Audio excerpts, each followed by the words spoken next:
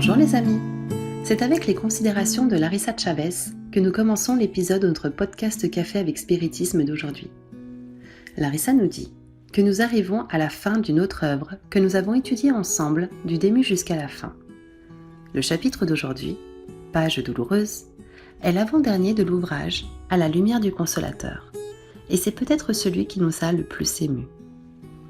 Dans ce chapitre, Yvonne Pereira s'est consacrée à l'un des problèmes sociaux les plus affligeants dans beaucoup de pays, la situation de l'enfance abandonnée et démunie. Ces milliers d'enfants qui ne jouissent pas des mêmes droits fondamentaux que nous avons pu offrir à nos enfants. Ceux qui dorment sans être sûrs du pain du lendemain, ceux qui n'ont pas de lit chaud et sûr pour l'histoire du soir, ou qui prennent des responsabilités trop lourdes à un âge précoce. De nombreuses réalités peuvent caractériser une partie importante des enfants socialement vulnérables qui traversent maintenant la vie. Yvonne Pereira nous renvoie à notre responsabilité face au scénario qui s'est présenté et malheureusement reste d'actualité. Écoutons ce que nous dit la remarquable médium.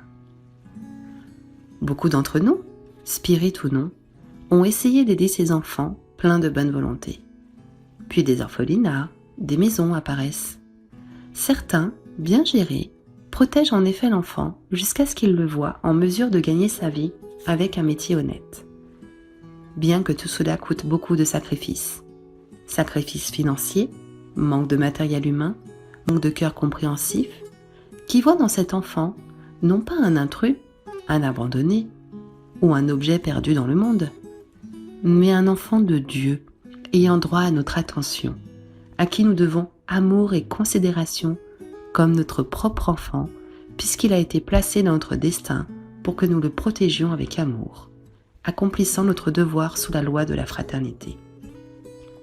Puisque nos propres enfants ou petits-enfants pourraient aussi un jour se retrouver dans le besoin d'un abri, d'un asile, qui sait ?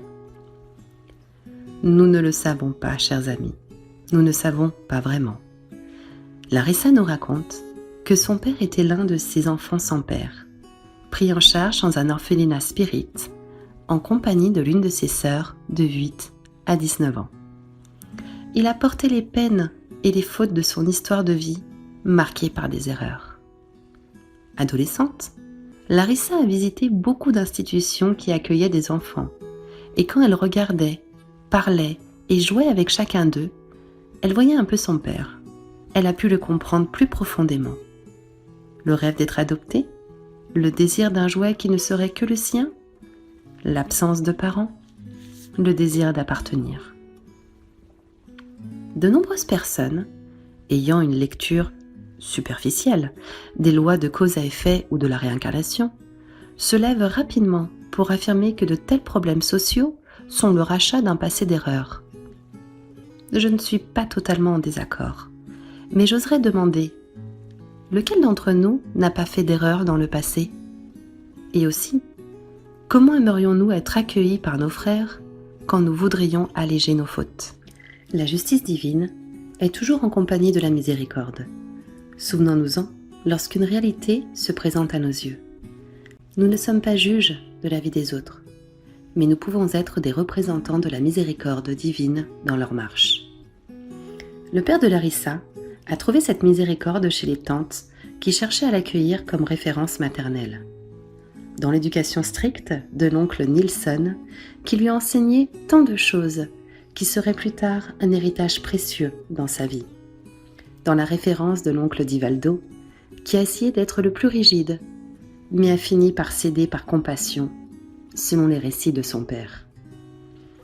Soyons aussi, mes amis, selon les appels de nos cœurs, sans les excuses aux esprits, ceux qui embrassent, aident, dirigent et soutiennent les enfants vulnérables qui entourent notre voyage. Je vous salue fraternellement et je vous dis à bientôt lors d'un prochain podcast café avec Spiritisme.